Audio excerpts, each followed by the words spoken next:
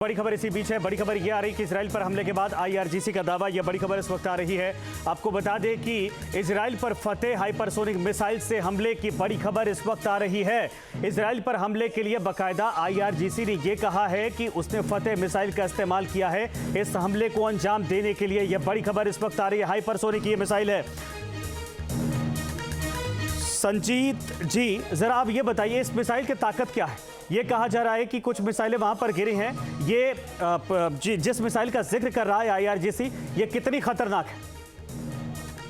ये देखिए, hypersonic missiles बेहद खतरनाक होती हैं। ये 5 मैक की जो स्पीड है उससे भी ज्यादा की स्पीड से ट्रेवल करती हैं। और वर्तमान समय में जो एग्जिस्टिंग जो विश्व में जो एयर डिफेंस सिस्टम्स हैं उनके लिए हाइपरसोनिक मिसाइल्स को रोक पाना बेहद चुनौतीपूर्ण कार्य होता है। हाइपरसोनिक मिसाइल्स के माध्यम से रशिया ने यूक्रेन में बड़े हमले किए हैं। अनेक जगहों पर उसने हाइपरसोनिक मिसाइल्स का इस्तेमाल किया है।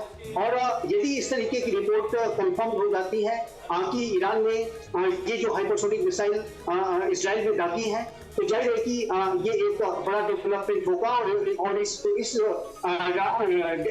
हमले का जो गहरा संज्ञान इजराइल की डिफेंस फोर्सेस के द्वारा लिया जाएगा और उस पर अप्रोप्रिएट तरीके से वो इजराइल रिस्पॉन्ड भी करेगा, इसमें कोई दोहराई नहीं है। लेकिन अब ये देखना होगा कि ये जो हमला अगर किया गया है तो इसका कितना इम्पैक्ट हुआ है और क्या इसके हमले को एयर डिफेंस सिस्टम नाकाम कर पाए हैं या नहीं कर पाए हैं, वो आने वाले समय में हमें कुछ समय में ही पता चल पाएगा। लेकिन ये है कि ये जो हमला जो अभी तक की जो रिपोर्ट्स आ रही हैं कि वो इजराइल के ऊपर ईरान ने एक लार्ज स्केल अटैक किया है, एक बड़ी कार्रवाई की है। और अब ये देखना होगा कि इसका कितना इम्पैक्ट हुआ है और उसके अकॉर्डिंग और उसके प्रोपोर्शनेट तरीके से आने वाले समय में इजराइल भी अपनी जवाब रिटेलिएशन करेगा। बिल्कुल राहुल, जरा ये बताइए, ये जो खबर है आईआरजीसी का दावा किया जा रहा है कि 3 एयरबेस को टारगेट किया गया है, एक इंटेलिजेंस हेडक्वार्टर को टारगेट किया गया, यरूशलेम के पास में कुछ धमाके हुए जहां पर मिसाइल अटैक किया गया और भूमध्य सागर में गैस पाइपलाइन को उड़ा दिया गया है।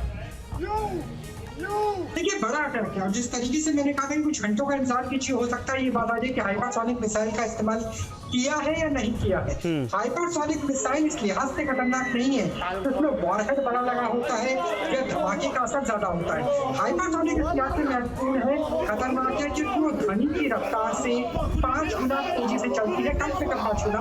और अगर रशिया की है, चाइना की है तो 8 से लेकर 10 गुना तेजी से भी चल सकती है। उसे इंटरसेप्ट करना मुश्किल है, यानी चाहे वो आयरन स्टिंग हो, आयरन डोम हो, एरोज हो या डेविड स्टोन हो, चारों धराशायी हो जाते हैं, फेल हो जाते हैं। तो वही स्थिति फिलहाल नजर आ रही है कि जो अटैक किए गए हैं, अगर ईरान की बात मानी जाए कि 80% सफलता हुई है तो ये मान के चलिए कि जितनी भी बैलिस्टिक मिसाइल है वो सफल नहीं हुई होगी, लेकिन जितनी हाइपरसोनिक मिसाइल है वो जरूर सफल हुई होगी।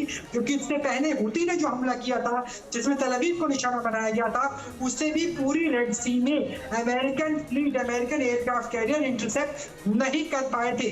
और लगभग 200 किलोमीटर के आसपास का जो रेडियस था वो जमीनी रेडियस था तल अवीव से पहुंचने से पहले इजराइल का, और वहां भी इंटरसेप्ट नहीं हो पाई थी।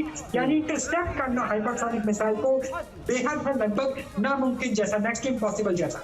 न्यूज नेशन अब व्हाट्सएप पर खबरों की ताजा अपडेट के लिए न्यूज नेशन के इस QR कोड को स्कैन करें।